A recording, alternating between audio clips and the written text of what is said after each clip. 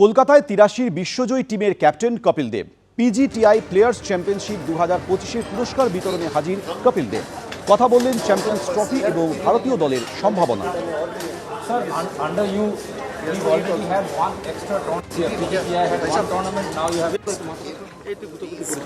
Champion trophy नहीं खेल रहा वो आके गोल्फ खेले। जो चैंपियन ट्रॉफी नहीं खेल रहा आके गोल्फ खेले। गोल्फ में बहुत मजा है, क्रिकेट में तो बहुत ही ज्यादा मजा है, बट इसमें भी बहुत मजा है। टीम के लिए आपका क्या मैसेज है? तो क्या करना है? सचिन भी नहीं है, विपिन रिचर्ड भी नहीं है, सुनील गावस्कर भी नहीं है, हर एक को जाना है, धोनी भी नहीं है, सबको एक दिन जाना है। जो नहीं है तो उसकी क्यों बात करनी है? आपको मिस करना है वो तो हम करेंगे मिस, बट आप ये देखिए कि टीम जीतनी है, इंडिविजुअल ने नहीं जीतना। ये बैडमिंटन नहीं है, टेनिस नहीं है, गोल्फ नहीं है, वहाँ पर टीम है। टीम एकजुट बनकर खेलेगी तो ज़रूर जीतेंगे। हाँ, आप कभी भी नहीं चाहते आपके मेन प्लेयर इंजर्ड हो, बट अगर इंजरी आती है तो कुछ नहीं कोई कर सकता। পূর্ব বর্ধমানের সাই কমপ্লেক্সে মোহন ভাগবতের সভায় অনুমতি দিল কলকাতা হাইকোর্ট। 16ই ফেব্রুয়ারি সভায় অনুমতি দিয়েছে কলকাতা হাইকোর্ট। আয়োজকদের দেখতে হবে যাতে কোনো পরীক্ষার্থীর অসুবিধা না হয়।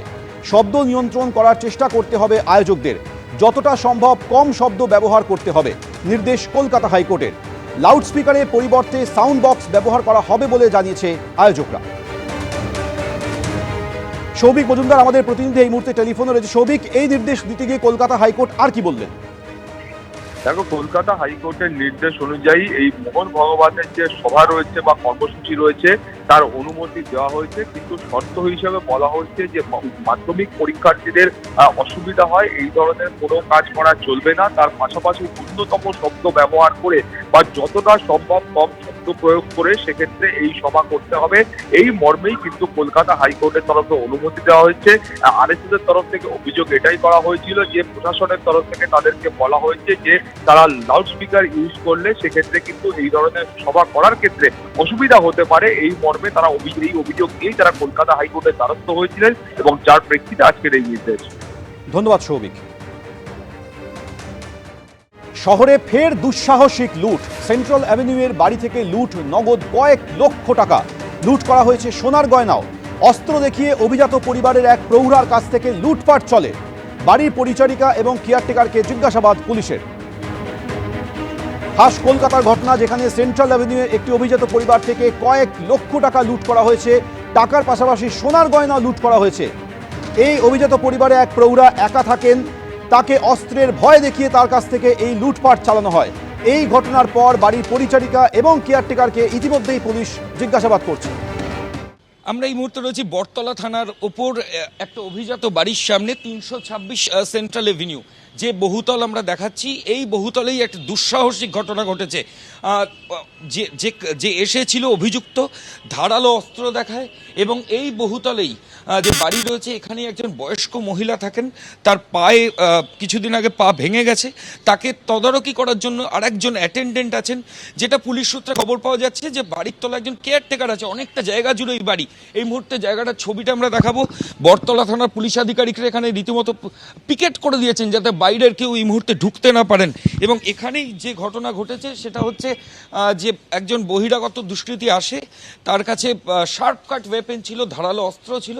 সে আসার পর তলার কেয়ারটেকার সে আচমকাই কলিং বেল বাজায় এবং কেয়ারটেকার বলে যে সে জল নেবে। এরপরে কেয়ারটেকার উপরে ওঠে এবং তারপরেই ওই দুষ্কৃতী সে ধারালো অস্ত্র দেখিয়ে এখানে ওই বয়স্ক যিনি মহিলা রয়েছেন তাকে ওভারপাওয়ার করে লক্ষ লক্ষ টাকা এবং সঙ্গে সোনার গয়না এখান থেকে লুট করে নিয়ে চলে যায়। ঘটনার পর বটতলা থানায় লিখিত অভিযোগ দায়ের হয়েছে। যেটা খবর পাওয়া যাচ্ছে যে ওই কেয়ারটেকার তাকে পুলিশ আধিকারিকরা এক্সামিন করছেন। কোনো ইনসাইডার্স ইনভলভমেন্ট থাকতে পারে বলেই তদন্তকারী আধিকারিকরা মনে করছেন।